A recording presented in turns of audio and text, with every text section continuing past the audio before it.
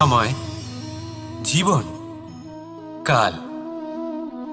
দেখতে গেলে এই তিনটি শব্দ একটি শব্দেরই সমার্থক শব্দ মনে হয়, কিন্তু এই শব্দগুলির অর্থ কি সমান?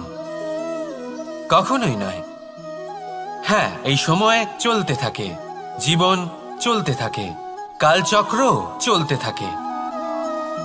এই সময় কেটে যায়, কিন্তু এই জীবন একে যাপন করতে হয়।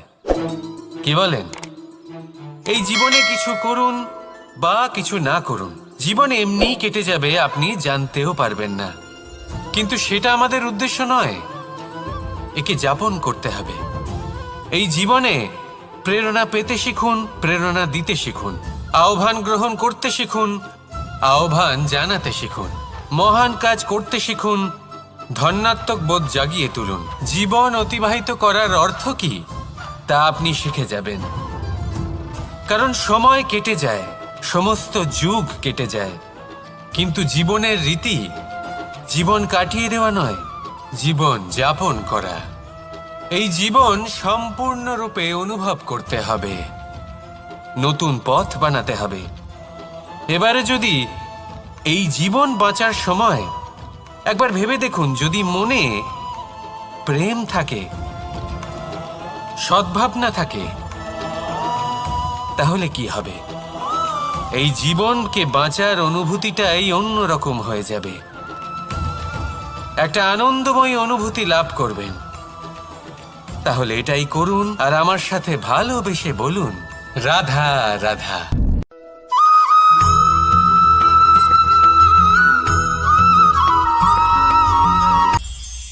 এটা হলো ধান গাছ। এর থেকে যে চাল উৎপন্ন হয় তা মানুষ গ্রহণ করেন। আর এটা কি? এ হলো জংলি ঘাস। একবার ভেবে দেখুন, যদি এই জংলি ঘাস ধান গাছের আশেপাশে থাকে তাহলে কি হবে?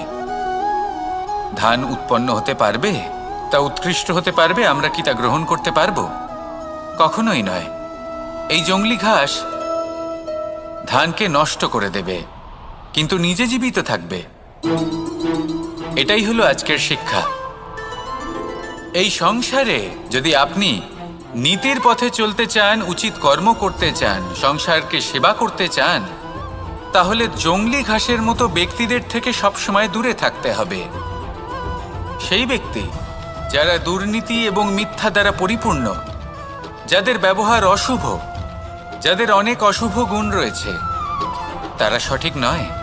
সেই সকল ব্যক্তি যাদের চরিত্র অত্যন্ত দুষ্ট হয়, তারা হয় শুভ চরিত্রের ব্যক্তিকে একদম নষ্ট করে দেয়, নয় নিজের মতো বানিয়ে তোলে। তাই যদি আপনি নীতির পথে চলতে চান, এই সংসারের জন্য শুভ কর্ম করতে চান, তাহলে সেই সঙ্গ লাভ করুন যে সঙ্গ জ্ঞানে পরিপূর্ণ, যাদের মধ্যে অনেক গুণ আছে, যাদের থেকে প্রতিদিন কিছু শিখতে পারবেন। এমন ব্যক্তির সাথে জীবন অতিবাহিত করুন, দুরাচারীদের থেকে দূরে থাকুন। তবেই এই মন প্রসন্ন হয়ে বলবে, রাধা রাধা।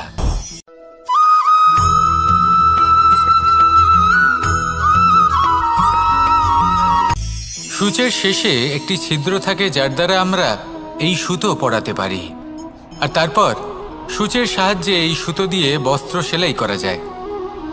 কিন্তু যদি সুতোটা সোজা করে ধরা না হয়, তাহলে সূচে কখনো এই সুতো পরানোই সম্ভব নয়। যদি এতে কোনো গিঁট পড়ে, তখন তা কখনোই এই ছিদ্র দ্বারা প্রবেশ করা সম্ভব নয়। ঠিক এইভাবেই যদি আপনি কারোর জীবনে প্রবেশ করতে চান, কারোর অন্তরে প্রবেশ করতে চান, তাহলে আপনাকেও সহজ থাকতে হবে। এতে কোনো গিঁট থাকলে চলবে না, অর্থাৎ মনে যাতে কোনো মালিন্য না থাকে, যেন কোনো কুচিন্তা না থাকে। যদি এসব থাকে, তাহলে আপনি কখনো কারোর জীবনে প্রবেশ করতে পারবেন না। আর যদি কোনোভাবে আপনি প্রবেশ করেও যান, তাহলে তার মনে ঘর করতে পারবেন না। নিজেকে এই সুতোর মতন করে তুলুন, সহজ। মনে যেন কোনো কুচিন্তা না থাকে, সবার প্রতি যেন সদ্ভাবনা থাকে, শুভ চিন্তা থাকে। এমনটা করতে থাকুন। এমন একটা দিন আসবে যেদিন এই সমস্ত সংসারের ব্যক্তির মনে আপনি বাস করবেন, আর তখন এই মন প্রসন্ন হয়ে বলবে, রাধা রাধা।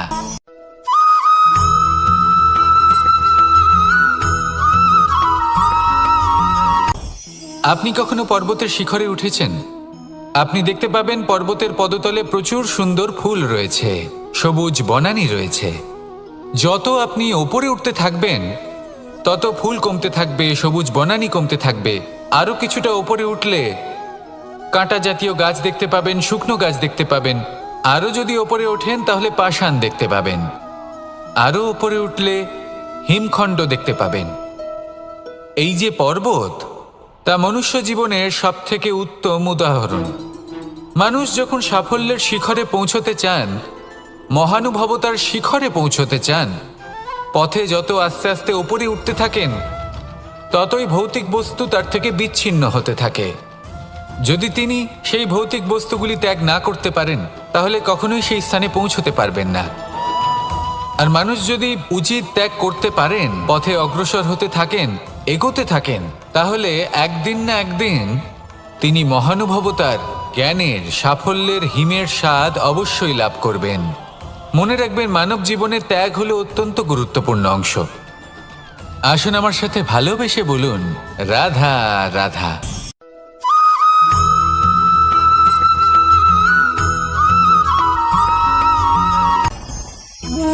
ভোজন। এবার ভোজন সংগ্রহ করার জন্য মানুষ কি না করেন, সব সময় চেষ্টা করতে থাকেন। ফসল উৎপাদনের জন্য অনেক পরিশ্রম করতে থাকেন, কিন্তু অনেক সময় অনেক পরিশ্রম করার পরেও ফসল ভালো উৎপাদন হয় না। এর কারণ কি? কারণ হলো এটাই যে আপনি পরিশ্রম হয়তো অনেক করেছেন, কিন্তু আপনার নজর তো সেই বীজের দিকে ছিলই না যা আপনি রোপণ করেছেন। সেই জন্য সব সময় কোনো বীজ রোপণ করার আগে তাকে পরখ করে দেখুন, তা অত্যন্ত আবশ্যক।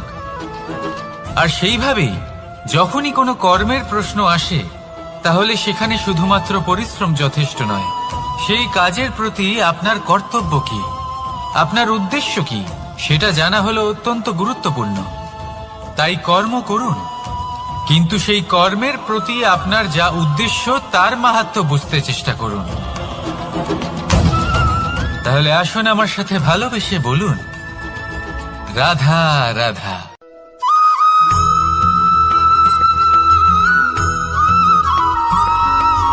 বসন্ত ঋতু, এই সময় মন আনন্দে ভরে থাকে। এমন মনে হয় যেন আমরা আকাশে বিচরণ করতে চলে যাই, কিন্তু সেটা তো সম্ভব নয়। সেই জন্য হয়তো আমরা ঘুড়ি ওড়াই, এই ঘুড়িকে নিজেদের প্রতিরূপ মনে করে। এবার অনেক মানুষ আছেন যারা ঘুড়ি ওড়ান, কিন্তু এই কর্মের সারমর্ম কি সেটা কজন বুঝতে পারেন? আপনি এটা মনে করুন যে আপনি হলেন সেই ঘুড়ি, আর এই সুতো যিনি ধরে রয়েছেন তিনি হলেন পরমাত্মা। আর এই সুতো যেখান থেকে শুরু হয় সেই লাটাই হলো আমাদের কর্মচক্র। এবার আপনি নিজেই অনুমান করুন যে এই উড়ান কার ওপর নির্ভরশীল, পরমাত্মার ওপর আর আপনার কর্মের ওপর। যদি পরমাত্মা আপনার হাত ধরে থাকেন, আপনার সাথে থাকেন, যদি আপনি শুভ কর্ম করতে থাকেন, আপনি এই আকাশে উড়তে থাকবেন। কিন্তু কোথাও কোথাও যদি পরমাত্মার সাথে এই বন্ধন ছিন্ন হয়, আপনার কর্মচক্র খারাপ হয়ে যায় বা থেমে যায়, তাহলে আপনার এই ঘুড়ি কেটে যাবে আর দূরে কোনো গাছের ডালে গিয়ে আটকে যাবে। তাই শুধুমাত্র ঘুড়ি ওড়াবেন না, তার থেকে শিখুন, পরমাত্মার সাহচর্যে থাকুন, সবসময় শুভ কর্ম করতে থাকুন আর সবসময় এই আকাশে উড়তে থাকুন। আসুন আর আমার সাথে ভালোবেসে বলুন, রাধা রাধা।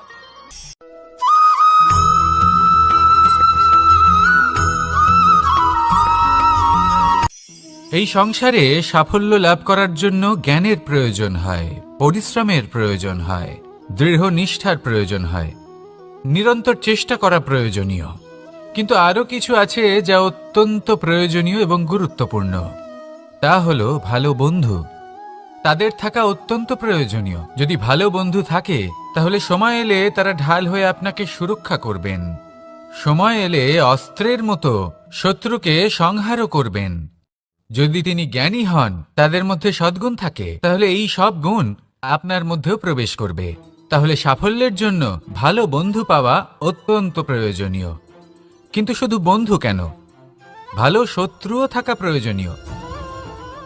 এবার আপনি ভাববেন, আমি কি বললাম? যদি আপনার জীবনেও ভালো অর্থাৎ শক্তিশালী শত্রু থাকে, তাহলে আপনিও শক্তিশালী হতে থাকবেন। এই শত্রু আপনাকে প্রেরিত করবে আরও বেশি শক্তিশালী হয়ে ওঠার। কখনো কোনো হরিণকে দেখুন, তীব্র গতিতে দৌড়তে থাকে।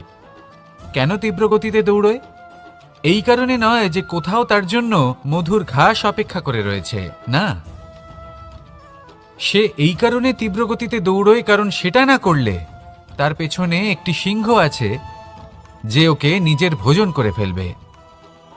তাই জীবনে বিপদ, সংকট এই সব কিছুও হলো অত্যন্ত গুরুত্বপূর্ণ। তার সম্মুখীন হতে শিখুন আর আমার সাথে ভালোবেসে বলুন, রাধা রাধা।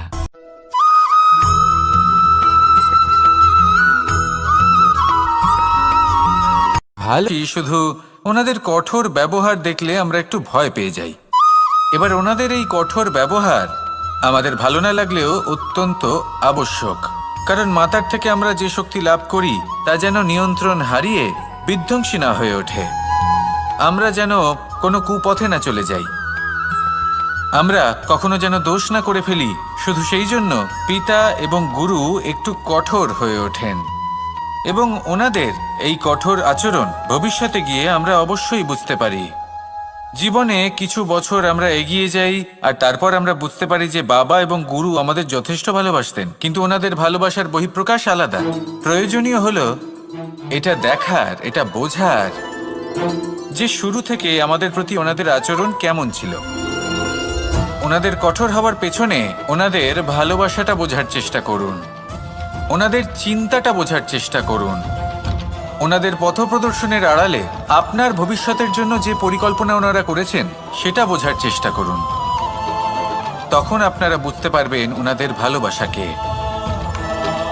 আপনার মনের মধ্যে আপনা থেকেই ওনাদের প্রতি সম্মান জেগে উঠবে। নিজের পিতা এবং নিজের গুরু এই দুজনের প্রতি কৃতজ্ঞতা প্রকাশ করুন আর আমার সাথে ভালোবেসে বলুন, রাধা রাধা।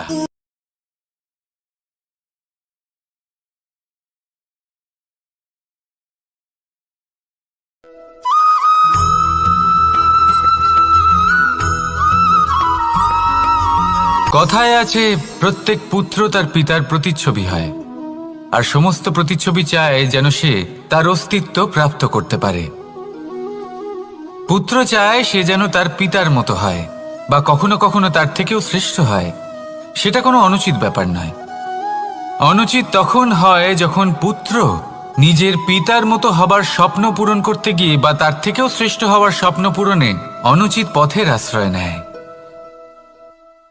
কারণ তারপরে সে তার পিতার গুণগুলি আত্মসাৎ করতে চায় না। সে শুধুই এটা চায় যে সংসারের চোখে যেন আমি শ্রেষ্ঠ প্রমাণিত হই। এটা অনুচিত। সংসারে এমন অনেক মানুষ আছেন যারা এই কারণে শ্রেষ্ঠ হওয়ার চেষ্টা করেন যাতে তার পরিবারের তার পিতার সম্মান বৃদ্ধি পায়। এমনও মানুষ থাকেন, আর এটাই হলো পার্থক্য উদ্দেশ্যের। মনে রাখবেন, যদি আপনার উদ্দেশ্য শুভ হয় তাহলে পথও শুভ হবে, যদি আপনার উদ্দেশ্য অশুভ হয় তাহলে পথও অশুভ হবে। তাহলে নিজের পিতার মতো হবার চেষ্টা অবশ্যই করুন, তার থেকেও শ্রেষ্ঠ হওয়ার চেষ্টা অবশ্যই করুন, কিন্তু মনে রাখবেন আপনার সংকল্প আর আপনার উদ্দেশ্য এই দুই শুভ হওয়া উচিত। তাহলে আসুন আর আমার সাথে ভালোবেসে বলুন, রাধা রাধা।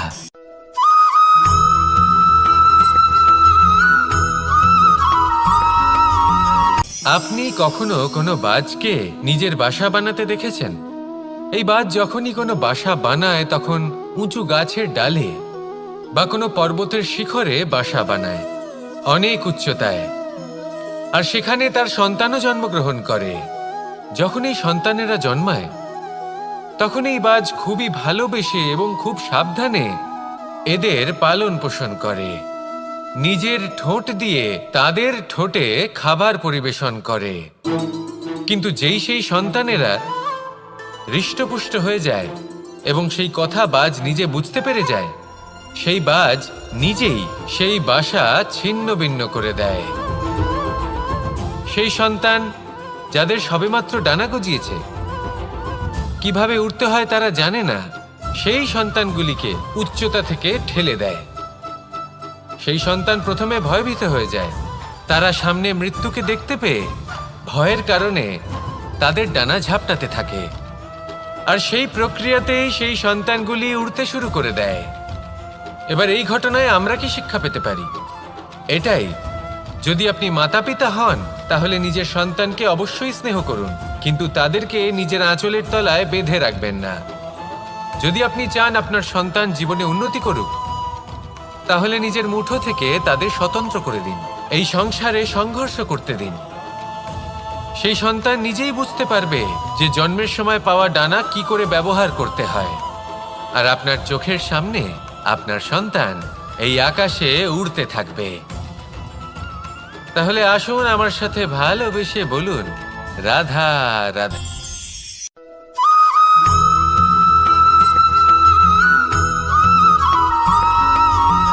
এই সংসারে সব থেকে বড় ব্যক্তি কে? আপনি বলবেন এ কেমন ধরনের প্রশ্ন, কিন্তু এটা হলো সব থেকে উচিত প্রশ্ন। কেউ এর উত্তর দেবে যে সেই মহাপ্রতাপী রাজা, তিনি হলেন সব থেকে বড় ব্যক্তি, সেই বড় রাজনীতিবিদ, তিনিই সব থেকে বড় ব্যক্তি। আমি আপনাকে জানাই যে সংসারের সব থেকে বড় ব্যক্তি হলেন তিনি, যার সাথে দেখা করলে আপনি নিজেকে ছোট মনে করবেন না। কোনো ব্যক্তি যিনি সব থেকে বেশি শক্তিশালী, আপনি যদি তার সামনে যান তাহলে উনি আপনার অন্তরের শক্তিকে বাইরে বের করে আনবে, আপনার অন্তরে লুকিয়ে থাকা শক্তিকে জাগ্রত করতে প্রেরণা প্রদান করবে। তিনি হলেন বড় ব্যক্তি, তিনি হলেন মহান ব্যক্তি।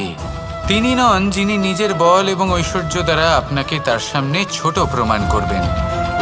এবং সেই জন্য মহাদেব আমার আরাধ্য হলেন আমার খুব প্রিয়। কারণ রাজা হোক বা ফকির, কেউ যদি ওনার সামনে যান তাহলে সে নিজেকে ছোট মনে করেন না। আপনিও যদি জীবনে অনেক বড় হতে চান তাহলে কাউকে কখনো নিজেকে ছোট মনে করতে দেবেন না। তার অন্তরে বড় হয়ে ওঠার প্রেরণা প্রদান করুন। আসুন আমার সাথে ভালোবেসে বলুন, রাধা রাধা।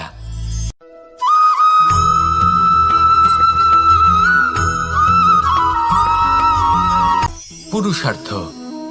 শাস্ত্রে 4 ধরনের পুরুষার্থের কথা বলা হয়েছে। প্রথম হলো ধর্ম। আপনি কি জানেন এই ধর্ম আসলে কি? আপনার কি মনে হয় ধর্ম আসলে কি? কোনো বিশেষ ঈশ্বরকে মানাই কি ধর্ম বলা হয়? নাকি কোনো বিশেষ রীতি পালন করাই হলো ধর্ম? নাকি কোনো বিশেষ সাহিত্যকে সর্বশ্রেষ্ঠ মনে করাই হলো ধর্ম? না, ধর্ম হলো সেটা যাকে ধারণ করা যেতে পারে। আর ধারণ শুধু সেটাই করা যায় যা পবিত্র। পবিত্র শুধু তাকেই বলা হয় যা নিঃস্বার্থ, যার মধ্যে শাসন করার কোনো ইচ্ছে নেই, যা সরলভাবেই প্রবাহমান, জল এবং বায়ুর মতো। যখন কোনো ব্যক্তি ধর্মকে ধারণ করেন এবং সেই ধর্ম সেই ব্যক্তিকে রক্ষা করে, তখন তাকে ধর্ম বলা হয়। ধর্ম যা রক্ষা করে অহংকার থেকে, খারাপ চিন্তার হাত থেকে। সেই জন্য পুরুষার্থ গড়ে তোলার আগে, ধর্ম পালন করার আগে ধর্মের প্রকৃত অর্থ কি সেটা বুঝে নিন। এটা জেনে রাখুন যে সমস্ত ধর্মের আধার, সমস্ত ধর্মের ভিত শুধুমাত্র ভালোবাসা। আসুন আর এই ভালোবাসার সাথেই বলুন, রাধা রাধা।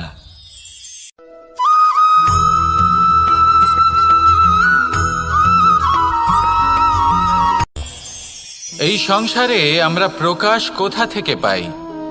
এর উত্তর বড়ই সরল। ভোরে যখন সূর্যোদয় হয় তখন প্রকাশের কিরণ আমাদের ঘরে এসে পৌঁছয়।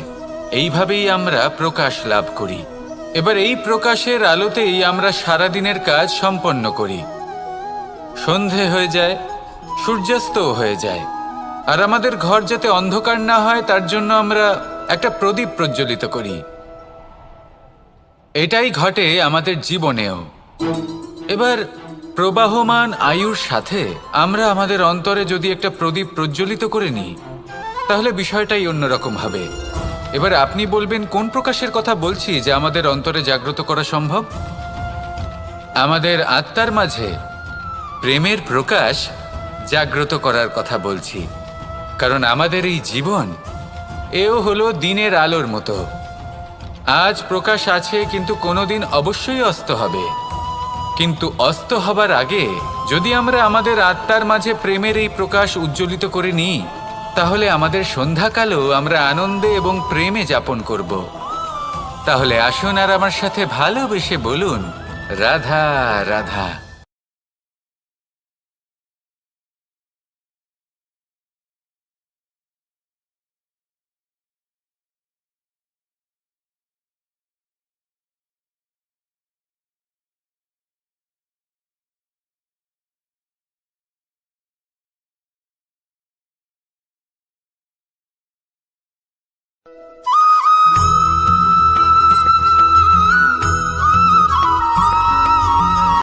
সংসারে আমাদের জীবনে যখন কোনো সুখ বা দুঃখ আসে, তার জন্য আমরা কাউকে না কাউকে অবশ্যই দায়ী করে থাকি, তাই না? এই ব্যক্তি আমাদের সাথে এরকম কাজ করেছেন, তাই আমার সাথে এমন হলো। ওই ব্যক্তি যদি এমনটা না করতেন, তাহলে আজ আমি ওই স্থানে পৌঁছতে পারতাম। সবই আপনার দৃষ্টিভঙ্গির ওপর নির্ভরশীল। আর যদি আপনার দৃষ্টিভঙ্গি এমন হয়, তাহলে তা অনুচিত। সত্যি কথা বলতে এই সংসারে ভিন্ন ভিন্ন ধরনের মানুষ আছে। এটা আপনার ওপর নির্ভর করছে কিভাবে তাদের স্বাগত জানাবেন। একবার ভাবুন, আমি আমার দুটো হাত সামনে নিয়ে এলাম, দুটো মুঠো খুলে দিলাম। দুই প্রকারের মানুষ আসবেন, কিছু না কিছু দিয়ে যাবেন। এই মুঠো যদি আমি বন্ধ করে দিই, তাহলে না কেউ আমাকে কিছু দিতে পারবে, না আমার কিছু যাবে আসবে। নিশ্চয়ই বুঝতে পারছেন এই দুই ধরনের ব্যক্তি কারা এবং তারা কি দিয়ে যান। আমি যদি নিজের মুঠো খুলে দিই, তাহলে কিছু ভালো মানুষ আসবেন, আমাকে আনন্দ, সন্তুষ্টি, জ্ঞান প্রদান করে যাবেন, ভালো অভিজ্ঞতা দিয়ে যাবেন। কোনো খারাপ ব্যক্তি যদি আসেন, তাহলে তিনিও খারাপ অভিজ্ঞতা দেবেন, যার থেকে আমি শিক্ষা লাভ করব। এই সব কিছু আমি লাভ করতে পারি। মুঠো যদি বন্ধ করে রাখি, তাহলে আমি কিছুই পাবো না। দেখুন, এই সংসারে প্রত্যেকের জীবনে এইরকম। প্রত্যেকের জীবনে সবকিছুই আছে, ভালো খারাপ দুই মানুষই আছে। ভালো অভিজ্ঞতা আছে, খারাপ অভিজ্ঞতা আছে। নির্ভর করছে আপনার উপর যে আপনি কি করবেন, এনাদের স্বাগত কিভাবে জানাবেন, কার থেকে কি বুঝবেন, কি শিখতে পারবেন, আর কোন দৃষ্টিভঙ্গি নিয়ে অগ্রসর হবেন। এটাই নির্ধারণ করবে যে আপনার জীবন কেমন হবে। আসুন আমার সাথে ভালোবেসে বলুন, রাধা রাধা।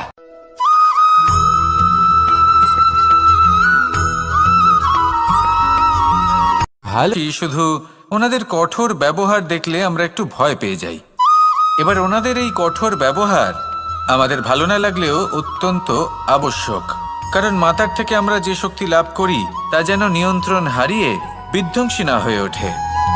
আমরা যেন কোনো কুপথে না চলে যাই, আমরা কখনো যেন দোষ না করে ফেলি।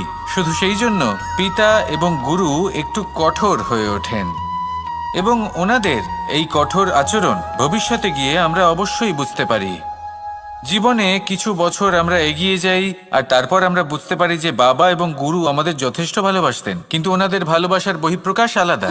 প্রয়োজনীয় হলো এটা দেখার, এটা বোঝার যে শুরু থেকে আমাদের প্রতি ওনাদের আচরণ কেমন ছিল। ওনাদের কঠোর হওয়ার পেছনে ওনাদের ভালোবাসাটা বোঝার চেষ্টা করুন, ওনাদের চিন্তাটা বোঝার চেষ্টা করুন। ওনাদের পথপ্রদর্শনের আড়ালে আপনার ভবিষ্যতের জন্য যে পরিকল্পনা ওনারা করেছেন, সেটা বোঝার চেষ্টা করুন। তখন আপনারা বুঝতে পারবেন ওনাদের ভালোবাসাকে। আপনার মনের মধ্যে আপনা থেকেই ওনাদের প্রতি সম্মান জেগে উঠবে। নিজের পিতা এবং নিজের গুরু, এই দুজনের প্রতি কৃতজ্ঞতা প্রকাশ করুন আর আমার সাথে ভালোবেসে বলুন, রাধা রাধা।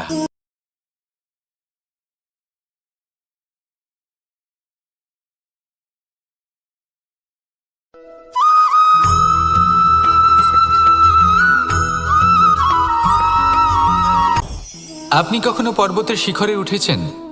আপনি দেখতে পাবেন পর্বতের পদতলে প্রচুর সুন্দর ফুল রয়েছে, সবুজ বনানী রয়েছে। যত আপনি ওপরে উঠতে থাকবেন তত ফুল কমতে থাকবে, সবুজ বনানী কমতে থাকবে। আরও কিছুটা ওপরে উঠলে কাঁটা জাতীয় গাছ দেখতে পাবেন, শুকনো গাছ দেখতে পাবেন।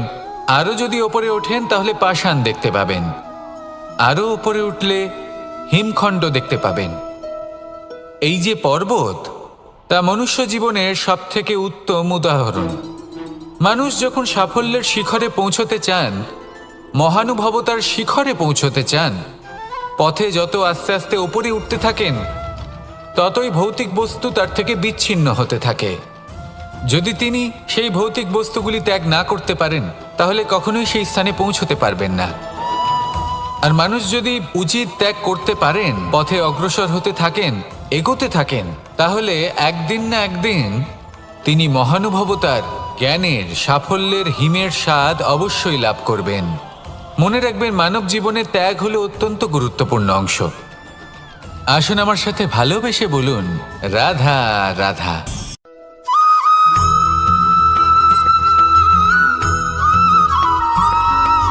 মানুষের একটি সমস্যা আছে যে মানুষ সাফল্যকে মাপতে থাকেন, লক্ষ্যপ্রাপ্তিকে মাপতে থাকেন এবং তার তুলনা করতে থাকেন যে ও এত কিছু পেল আর আমি পেলাম না,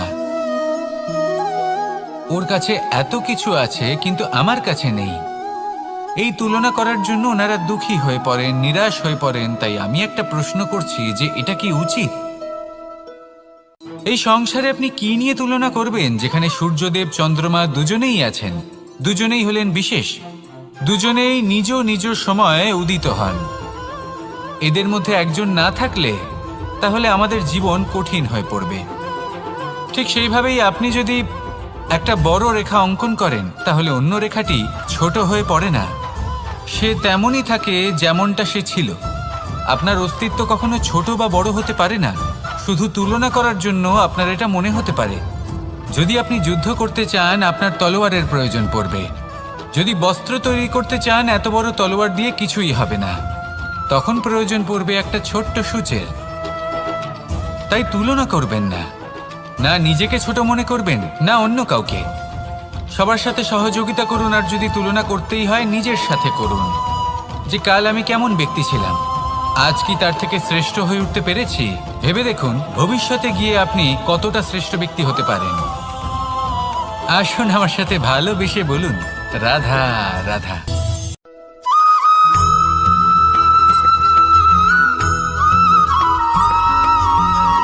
জীবন কিসের উপর নির্ভরশীল? ধনের ওপর, বৈভবের অনুভব যদি আপনি করতে চান তাহলে তা পাবেন শুধু একতার দ্বারা, সংগঠনের দ্বারা। যদি আপনাকে উদাহরণ দিই, নিজের এই হাতটাকে দেখুন, 5টা আঙুল রয়েছে। কোনো একটা বস্তুকে নিজের একটা আঙুল দ্বারা তুলে ধরার চেষ্টা করে দেখুন, বড়ই কষ্ট হবে। তখন আপনি বুঝতে পারবেন যখন এই 5টি আঙুল একত্রিত হয় তখন কোনো কাজ কতটা সহজ হতে পারে। এটাই হলো শক্তি, একতার। সব থেকে ভালো উদাহরণ যদি আপনাকে দিই তাহলে বাঁশি। এই বাঁশি থেকে অত্যন্ত মধুর সুর নির্গত হয় যা সবার মন প্রসন্ন করে দেয়। এই কথা সত্যি, কিন্তু এই বাঁশি আমি একটা বা দুটো আঙুল দিয়ে বাজাতে পারবো না। আমাকে প্রত্যেকটা আঙুল ব্যবহার করতেই হবে, তবেই এর থেকে মধুর সুর নির্গত হবে যা সকলকে প্রসন্ন করবে, ঠিক কিনা? ঠিক এইভাবেই যদি আপনি চান যে আপনার জীবনরূপী বাঁশি থেকেও মধুর সুর নির্গত হোক বা সবার মনকে প্রসন্ন করে তুলুক, তাহলে আপনাকেও জীবনে একতা নিয়ে আসতেই হবে। আপনি একাও কর্ম করতে পারেন, পথ চলতেও পারেন, সামনেও এগোতে পারেন, সাফল্যও লাভ করতে পারেন। কিন্তু যখন সকলে একসাথে এগোবেন, সেই পথে চলবেন, সেই কর্মই করবেন, তখন লক্ষ্যে অবশ্যই পৌঁছবেন, সাফল্য অবশ্যই লাভ করবেন। কিন্তু সেই সাফল্য এবং তার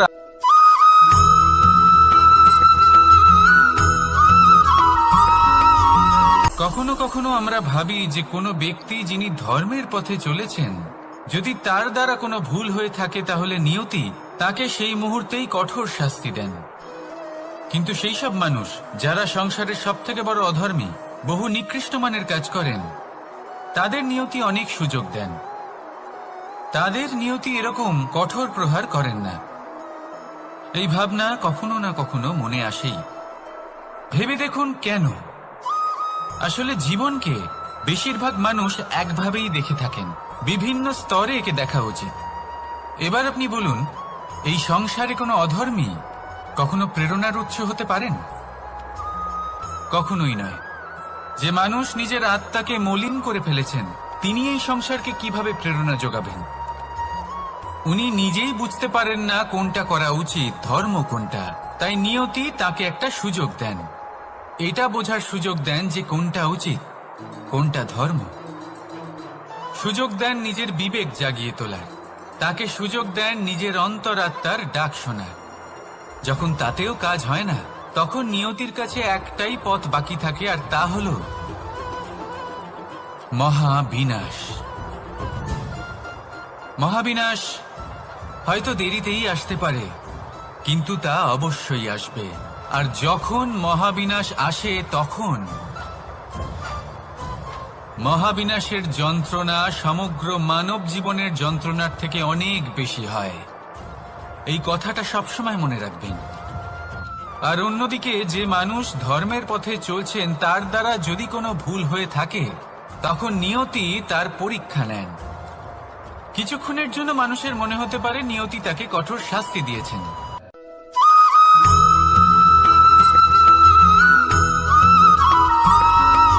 প্রত্যেক মানুষ নিজের জীবনে হীরক তথা হীরে এবং দর্পণ এই দুই দেখেছেন। এই দুই হলো সাদা এবং এরা দুজনেই আলোর প্রতিফলন ঘটায় এবং এরা দুজনেই উজ্জ্বল হয়ে ওঠে। আপনি হয়তো মনে মনে ভাবছেন যে এটা কি ধরনের তুলনা করছি। একটা হীরে তো রত্ন, তার মূল্য দর্পণের থেকে অনেক গুণ বেশি। কিন্তু হীরে থাকাতে দর্পণের মূল্য কিন্তু কোনো অংশে কমে যায় না, তাই না? মানুষ যখন হীরে নিজের হাতে নেয়, তখন সবার আগে কি খোঁজে? দর্পণ, যাতে তার মধ্যে দিয়ে দেখে সে বুঝতে পারে যে সেই হীরে আদৌ তার শোভাবর্ধন করছে কিনা, তাকে ভালো দেখাচ্ছে কিনা, প্রসাধনের জন্য সেটা ব্যবহার করা ঠিক হবে কিনা। অর্থাৎ হীরের উপস্থিতিতে দর্পণের গুরুত্ব কম হলো না, দর্পণের কারণে হীরের মূল্য বোঝা গেল। আমাদের জীবনেও ঠিক এরকমই ঘটে। আপনারা যদি সংসারে নিজের আশেপাশে দেখেন, এমন অনেক মানুষ দেখতে পাবেন যারা নিজেদের ক্ষেত্রে মহান স্থানে পৌঁছেছেন, নিপুণ এবং শ্রেষ্ঠ হয়েছেন। আর তাদের মধ্যে আপনার নিজের মনে হয় যেন আপনি হলেন দর্পণ। নিজেকে ছোট মনে করবেন না। আপনার মূল্য কম হচ্ছে না, আপনার নিজস্ব মূল্য আছে। আর যদি আপনার অস্তিত্ব না থাকে, তাহলে ওনাদের অস্তিত্বের মূল্য সংসার বুঝতেই পারবে না। জীবনে সবসময় চেষ্টা করবেন যাতে আপনি আরো বেশি শ্রেষ্ঠ হয়ে উঠতে পারেন। আপনি নিজে যে স্থানে আছেন সেটাকে ছোট মনে করবেন না, তারও নিজস্ব একটা মূল্য আছে। যদি আপনি হীরে হয়ে থাকেন, তাহলে অহংকার করবেন না। যদি আপনি দর্পণ হয়ে থাকেন, তাহলে নিজেকে ছোট মনে করবেন না। আসুন আর আমার সাথে ভালোবেসে বলুন, রাধা রাধা।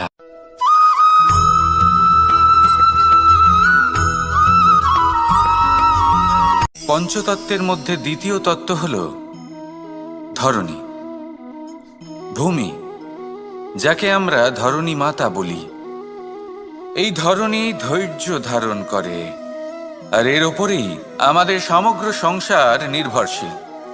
কারণ এই ভূমি সহ্য ক্ষমতা রাখে, এর সহ্য ক্ষমতা হল অপরিসীম। সন্তান যতই আঘাত প্রদান করুক না কেন, প্রেম পূর্বক সহ্য করে, আর তার বদলে অমূল্য রত্ন প্রদান করে। সন্তান যদি হাল চালায়, তাহলে তার বদলে তাকে অন্ন প্রদান করে। এটাই হলো ধরণী। এবার এর থেকে আমরা কি শিক্ষা পেতে পারি? এটাই যে কারোর জন্য কিছু করা বা কাউকে কিছু দেওয়া মনে কোনো কামনা ছাড়াই। আর এই কথাটা বুঝে যান, যদি কারোর জন্য কামনা না রেখে বা কোনো পাওয়ার আশা না রেখে কারোর জন্য কিছু করেন বা কারোকে কিছু দেন, যদি এটা আপনি শিখতে পারেন, তবে আপনি ভালোবাসতে শিখে গেছেন। আর সেই জন্যই এই ধরিত্রীকে মাতা বলা হয়। কারণ মাতা শুধু উনি নন যিনি গর্ভে সন্তানকে ধারণ করেন, মাতা তো উনিও যিনি জীবন বাঁচতে শেখান, যিনি জীবন বাঁচার উদাহরণ প্রদান করেন। তাহলে ধরনীর থেকে এই নিঃস্বার্থ ভাব শিখুন, নিঃস্বার্থ ভালোবাসা শিখুন, আর এই ভালোবাসার সাথেই বলুন রাধা রাধা।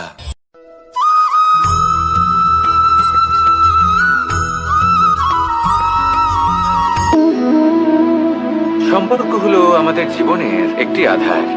কিছু সম্পর্ক এমন যা আমরা জন্মসূত্রে লাভ করি, যেমন পরিবার, মা বাবা। কিছু সম্পর্ক আছে যা আমরা জীবনে অর্জন করে থাকি, তা সে প্রেমের হোক, স্নেহের হোক বা বন্ধুত্বের।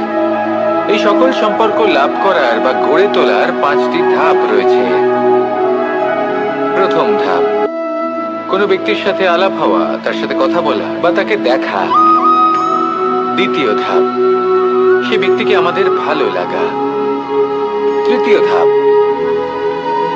আমাদের এটা চাইতে শুরু করা যে জীবনে এই ব্যক্তি যেন আমাদের বন্ধু হন, আমাদের জীবনে থাকেন, বা আমাদের কাউকে ভালোবেসে ফেলা আর এটা আমাদের ভাবা বা চাওয়া যে সেই ব্যক্তি যেন আজীবন আমার সাথে থাকেন, আমার জীবনে আমার সাথী হয়ে। চতুর্থ ধাপ, লাভ করা। এবার এই ধাপটি অনেক মানুষের পক্ষেই খুবই সরল হয়, বড়ই সরলভাবে নিজেদের সঙ্গীকে লাভ করে থাকেন। কিছু মানুষের জন্য এই ধাপ অত্যন্ত কঠিন হয়ে থাকে।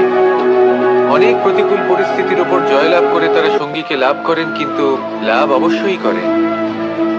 এরপরে আসে পঞ্চম, অন্তিম এবং সব থেকে গুরুত্বপূর্ণ ধাপ।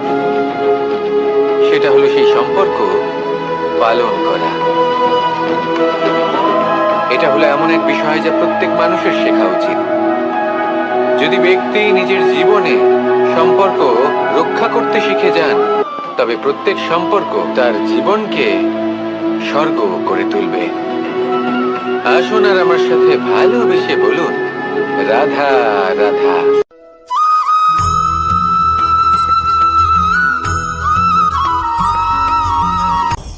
আপনি কখনো পর্বতের শিখরে উঠেছেন? আপনি দেখতে পাবেন পর্বতের পদতলে প্রচুর সুন্দর ফুল রয়েছে, সবুজ বনানী রয়েছে। যত আপনি ওপরে উঠতে থাকবেন তত ফুল কমতে থাকবে, সবুজ বনানী কমতে থাকবে। আরও কিছুটা ওপরে উঠলে কাঁটা জাতীয় গাছ দেখতে পাবেন, শুকনো গাছ দেখতে পাবেন। আরও যদি ওপরে ওঠেন তাহলে পাষাণ দেখতে পাবেন। আরও ওপরে উঠলে হিমখণ্ড দেখতে পাবেন। এই যে পর্বত, তা মনুষ্য জীবনের সবথেকে উত্তম উদাহরণ। মানুষ যখন সাফল্যের শিখরে পৌঁছতে চান, মহানুভবতার শিখরে পৌঁছতে চান, পথে যত আস্তে আস্তে উপরে উঠতে থাকেন, ততই ভৌতিক বস্তু তার থেকে বিচ্ছিন্ন হতে থাকে। যদি তিনি সেই ভৌতিক বস্তুগুলি ত্যাগ না করতে পারেন, তাহলে কখনোই সেই স্থানে পৌঁছতে পারবেন না। আর মানুষ যদি উচিত ত্যাগ করতে পারেন, পথে অগ্রসর হতে থাকেন, এগোতে থাকেন, তাহলে একদিন না একদিন তিনি মহানুভবতার, জ্ঞানের, সাফল্যের হিমের স্বাদ অবশ্যই লাভ করবেন। মনে রাখবেন, মানব জীবনে ত্যাগ হলো অত্যন্ত গুরুত্বপূর্ণ অংশ। আসুন আমার সাথে ভালোবেসে বলুন রাধা রাধা।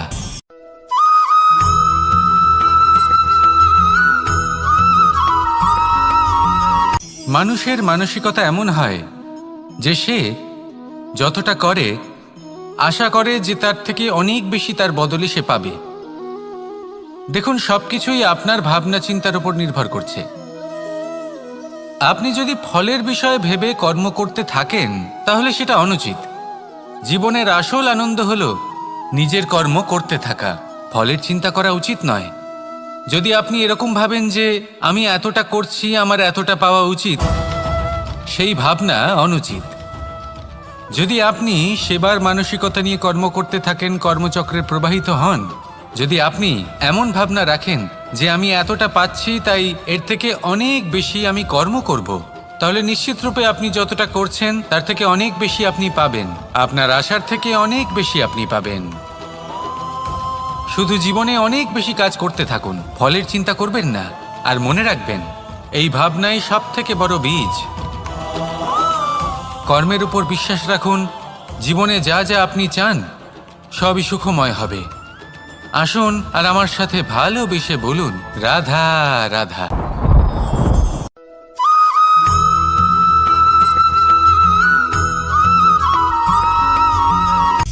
সূচের শেষে একটি ছিদ্র থাকে, যার দ্বারা আমরা এই সুতো পরাতে পারি, আর তারপর সূচের সাহায্যে এই সুতো দিয়ে বস্ত্র সেলাই করা যায়। কিন্তু যদি সুতোটা সোজা করে ধরা না হয়, তাহলে সূচে কখনো এই সুতো পরানোই সম্ভব নয়। যদি এতে কোনো গিঁট পড়ে, তখন তা কখনোই এই ছিদ্র দ্বারা প্রবেশ করা সম্ভব নয়। ঠিক এইভাবেই যদি আপনি কারোর জীবনে প্রবেশ করতে চান, কারোর অন্তরে প্রবেশ করতে চান, তাহলে আপনাকেও সহজ থাকতে হবে। এতে কোনো গিঁট থাকলে চলবে না, অর্থাৎ মনে যাতে কোনো মালিন্য না থাকে, যেন কোনো কুচিন্তা না থাকে। যদি এসব থাকে, তাহলে আপনি কখনো কারোর জীবনে প্রবেশ করতে পারবেন না। আর যদি কোনোভাবে আপনি প্রবেশ করেও যান, তাহলে তার মনে ঘর করতে পারবেন না। নিজেকে এই সুতোর মতন করে তুলুন, সহজ। মনে যেন কোনো কুচিন্তা না থাকে, সবার প্রতি যেন সদ্ভাবনা থাকে, শুভ চিন্তা থাকে। এমনটা করতে থাকুন। এমন একটা দিন আসবে যেদিন এই সমস্ত সংসারের ব্যক্তির মনে আপনি বাস করবেন, আর তখন এই মন প্রসন্ন হয়ে বলবে, রাধা রাধা।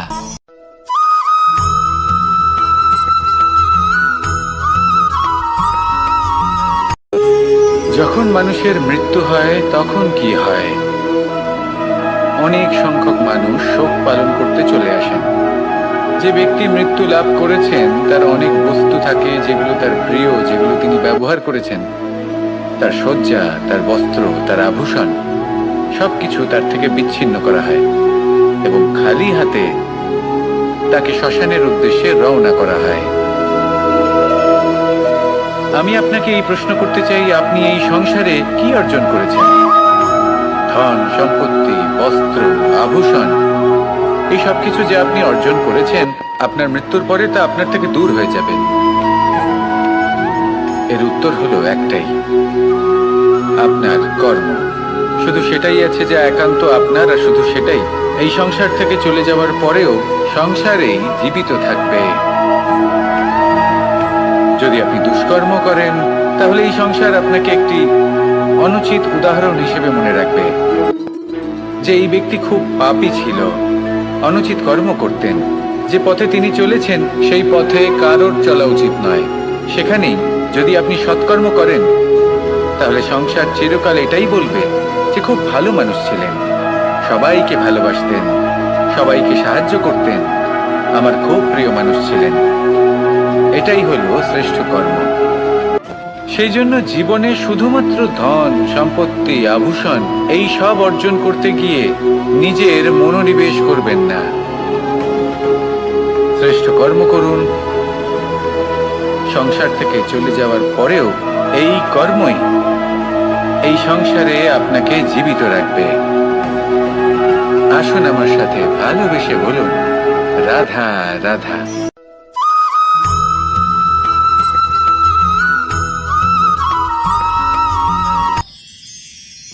মানুষ তার জীবনে দুই ধরনের পরিস্থিতিকে খুব ভয় পায়। এক, কোনো কারণবশত কারোর সামনে নত হওয়া। দুই, কোনো কারণে নিজের চরিত্র থেকে, নিজের মূল্যবোধ থেকে বিচ্যুত হওয়া। এবার কেন হয় এরকম যে কথায় কথায় কারোর সামনে নত হতে হয়? কেন বারংবার নিজের চরিত্র থেকে চ্যুত হতে হয়? এরকম কেন হয়? এটা তখনই হয় যখন আমাদের শিক্ষা এবং মূল্যবোধের অভাব থাকে। যদি মানুষের মধ্যে প্রকৃত শিক্ষা থাকে, তাহলে এই সংসারে কোনো সময় এবং কারোর সামনেই নত হওয়ার কোনো প্রয়োজন নেই।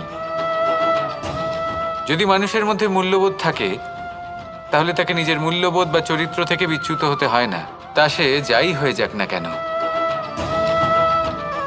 কোনো বালককে যদি জন্ম থেকেই সুশিক্ষার অধিকারী করা হয়, শিক্ষিত করা হয়, মূল্যবোধের অধিকারী করা হয়, তবে সে এই সংসারে এমন কর্ম করবে যাতে সে নিজেকে, নিজের পরিবারকে, সমগ্র সমাজকে গর্বিত করতে পারে। শিক্ষা লাভ করুন, মূল্যবোধ লাভ করুন এবং আমার সাথে ভালোবেসে বলুন, রাধা রাধা।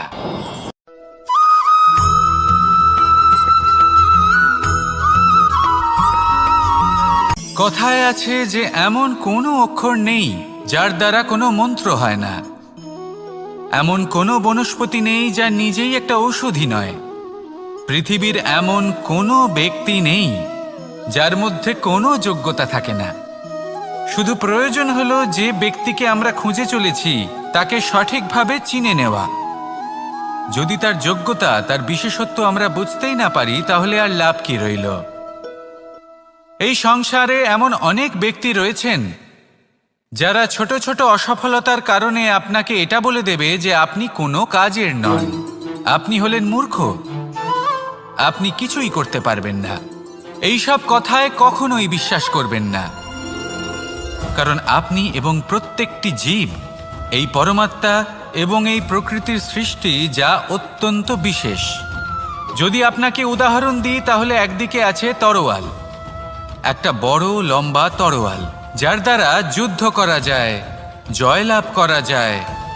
আর অন্যদিকে রয়েছে একটা ছোট্ট সূচ, কিন্তু যে কাজ একটা ছোট্ট সূচ করতে পারে তা একটা তরোয়াল দ্বারা সম্ভব নয়। এর অর্থ হলো এটাই যে প্রত্যেকটা রচনা অত্যন্ত অমূল্য এবং অত্যন্ত বিশেষ হয়। তাহলে বিশ্বাস রাখুন যে আপনি অত্যন্ত বিশেষ একজন, আর প্রেমের সাথে বলুন রাধা রাধা।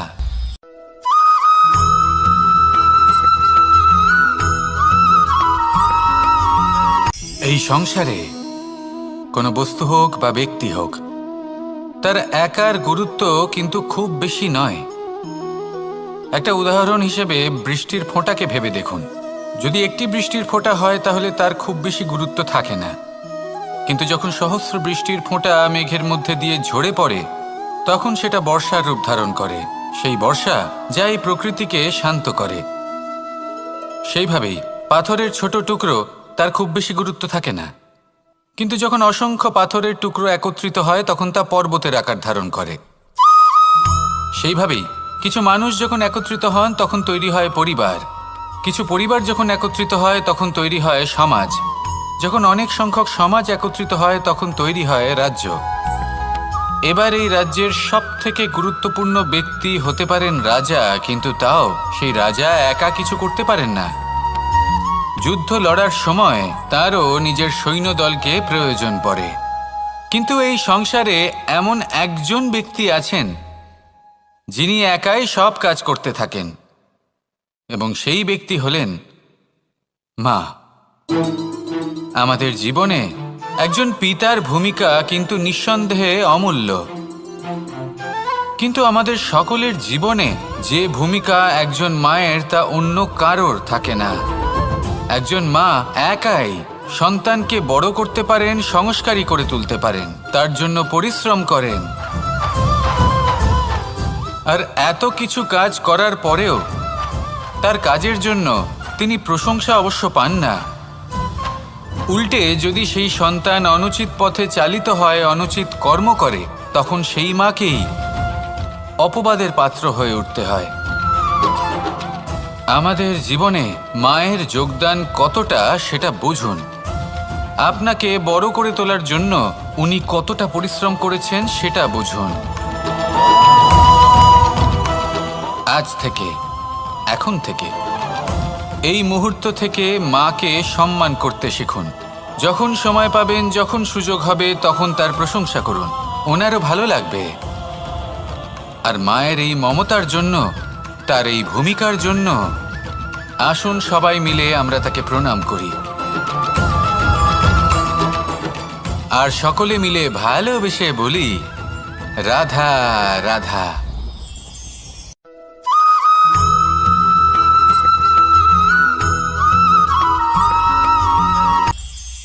এটা হলো ধান গাছ। এর থেকে যে চাল উৎপন্ন হয় তা মানুষ গ্রহণ করেন। আর এটা কি? এ হলো জংলি ঘাস। একবার ভেবে দেখুন, যদি এই জংলি ঘাস ধান গাছের আশেপাশে থাকে তাহলে কি হবে? ধান উৎপন্ন হতে পারবে? তা উৎকৃষ্ট হতে পারবে? আমরা কি তা গ্রহণ করতে পারবো? কখনোই নয়। এই জংলি ঘাস ধানকে নষ্ট করে দেবে, কিন্তু নিজে জীবিত থাকবে। এটাই হলো আজকের শিক্ষা। এই সংসারে যদি আপনি নীতির পথে চলতে চান, উচিত কর্ম করতে চান, সংসারকে সেবা করতে চান, তাহলে জংলি ঘাসের মতো ব্যক্তিদের থেকে সবসময় দূরে থাকতে হবে। সেই ব্যক্তি যারা দুর্নীতি এবং মিথ্যা দ্বারা পরিপূর্ণ, যাদের ব্যবহার অশুভ, যাদের অনেক অশুভ গুণ রয়েছে, তারা সঠিক নয়। সেই সকল ব্যক্তি যাদের চরিত্র অত্যন্ত দুষ্ট হয়, তারা হয় শুভ চরিত্রের ব্যক্তিকে একদম নষ্ট করে দেয়, নয় নিজের মতো বানিয়ে তোলে। তাই যদি আপনি নীতির পথে চলতে চান, এই সংসারের জন্য শুভ কর্ম করতে চান, তাহলে সেই সঙ্গ লাভ করুন যে সঙ্গ জ্ঞানে পরিপূর্ণ, যাদের মধ্যে অনেক গুণ আছে, যাদের থেকে প্রতিদিন কিছু শিখতে পারবেন। এমন ব্যক্তির সাথে জীবন অতিবাহিত করুন, দুরাচারীদের থেকে দূরে থাকুন। তবেই এই মন প্রসন্ন হয়ে বলবে, রাধা রাধা।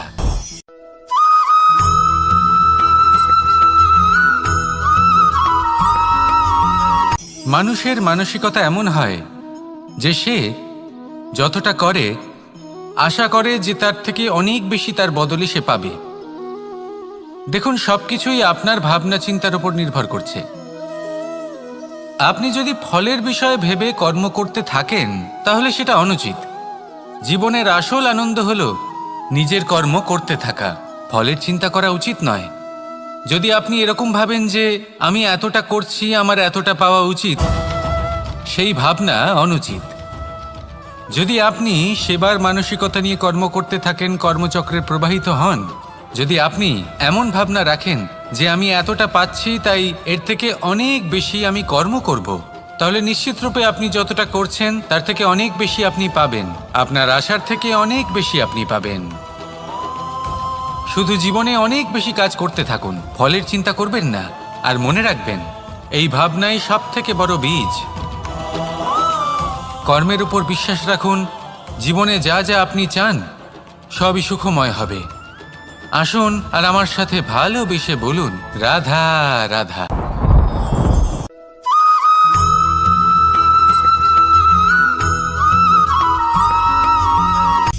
সূচের শেষে একটি ছিদ্র থাকে যার দ্বারা আমরা এই সুতো পরাতে পারি, আর তারপর সূচের সাহায্যে এই সুতো দিয়ে বস্ত্র সেলাই করা যায়।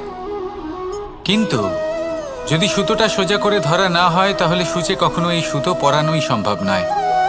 যদি এতে কোনো গিঁট পড়ে তখন তা কখনোই এই ছিদ্র দ্বারা প্রবেশ করা সম্ভব নয়। ঠিক এইভাবেই যদি আপনি কারোর জীবনে প্রবেশ করতে চান, কারোর অন্তরে প্রবেশ করতে চান, তাহলে আপনাকেও সহজ থাকতে হবে। এতে কোনো গিঁট থাকলে চলবে না, অর্থাৎ মনে যাতে কোনো মালিন্য না থাকে, যেন কোনো কুচিন্তা না থাকে। যদি এসব থাকে তাহলে আপনি কখনো কারোর জীবনে প্রবেশ করতে পারবেন না। আর যদি কোনোভাবে আপনি প্রবেশ করেও যান তাহলে তার মনে ঘর করতে পারবেন না। নিজেকে এই সুতোর মতন করে তুলুন, সহজ। মনে যেন কোনো কুচিন্তা না থাকে, সবার প্রতি যেন সদ্ভাবনা থাকে, শুভ চিন্তা থাকে। এমনটা করতে থাকুন। এমন একটা দিন আসবে যেদিন এই সমস্ত সংসারের ব্যক্তির মনে আপনি বাস করবেন, আর তখন এই মন প্রসন্ন হয়ে বলবে, রাধা রাধা।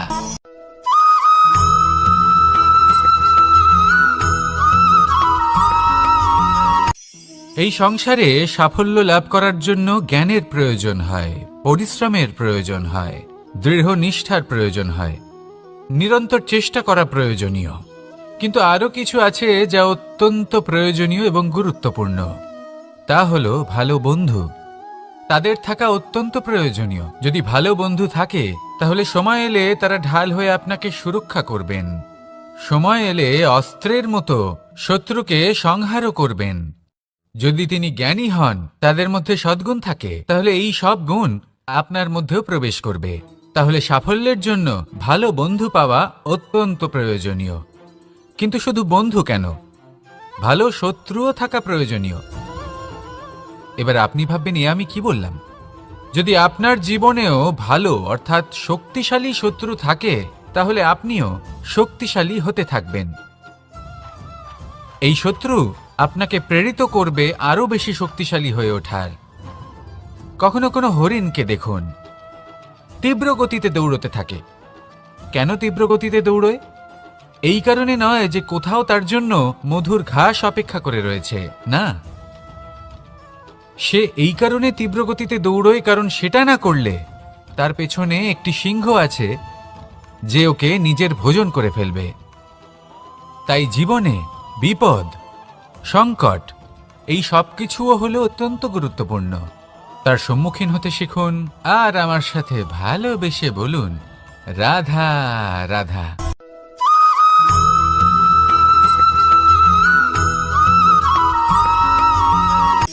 শক্তি শক্তি অর্জন করা এতটা কঠিন নয় যতটা শক্তি লাভ করার পরে সেই শক্তি সামলানো কঠিন হয়। কারণ যেই মানুষ শক্তি লাভ করে তার মনে গর্ববোধ জন্মায়, জন্মায় অহংকার, জন্মায় জেদ। তাই শক্তি প্রাপ্ত করার সাথে বিনম্র থাকাও অত্যন্ত আবশ্যক। আর এটা আমাদের শেখা উচিত বৃক্ষের থেকে। বৃক্ষ যা আমাদের ফল দেয়, বৃক্ষ যা যত ফল দেয় ততটাই ঝুঁকে যায়।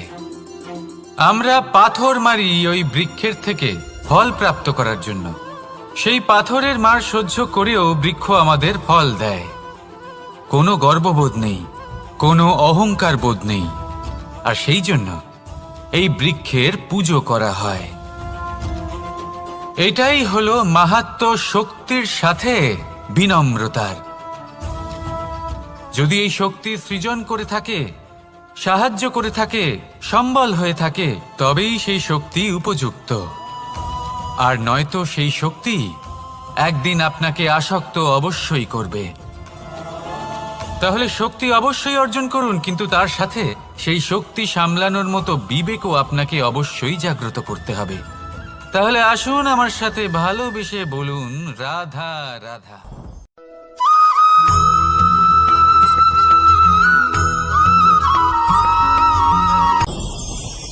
ভয়ের সাথে আমরা সবাই পরিচিত, কষ্টও আমরা সবাই পেয়েছি। কখনো কখনো আমরা অসুস্থ হয়ে পড়ি, আর এমন সময় হলে মাতার মমতা, কখনো বাবার স্নেহ, কখনো বন্ধুদের পাশে থাকার অনুভূতি আমাদের রোগ নিরাময়ে সাহায্য করে। কখনো যদি আমরা নিরাশ হয়ে পড়ি, তখন যদি আমাদের কোনো আপনজন আমাদের দুটো ভালো কথা বলে, তখন আমাদের মনোবল বেড়ে যায়। ঠিক তেমন সংসারের এই রঙ্গমঞ্চে যদি আপনি পীড়িত অনুভব করেন,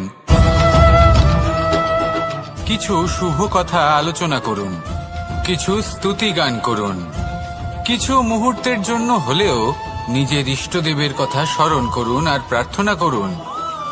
সাহস বাড়বে, শক্তিও বৃদ্ধি পাবে এবং সামনে এগিয়ে চলার পথও দেখতে পাবেন। তখন এই মন প্রসন্ন হয়ে বলবে, রাধা রাধা।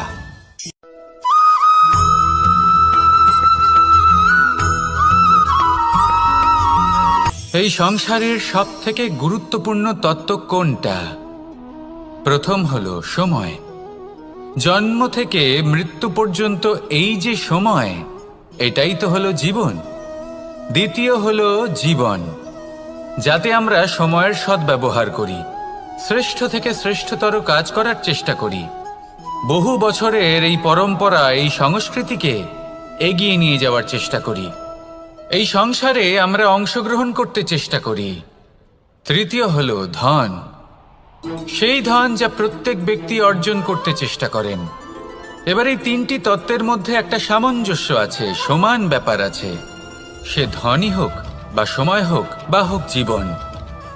আর সেই সমান ব্যাপার হলো যে যদি আপনি এটা গণনা করতে থাকেন তাহলে তা কমতে থাকে, যদি আপনি এটা ব্যবহার করেন তাহলে তা বাড়তে থাকে। একে সংগঠিত করে রাখতে চেষ্টা করলে এ হাত থেকে ফসকে যায়, কিন্তু যদি আপনি একে সামলে রাখতে শিখে যান তাহলে এমন কাজ করবেন যাতে সংসারের সাথে সাথে পরবর্তী প্রজন্ম লাভবান হবে। যদি কিছু শিখতে চান তাহলে সামলাতে শিখুন, গণনা করা বা সংগঠিত করা নয়। আসুন আর আমার সাথে ভালোবেসে বলুন, রাধা রাধা।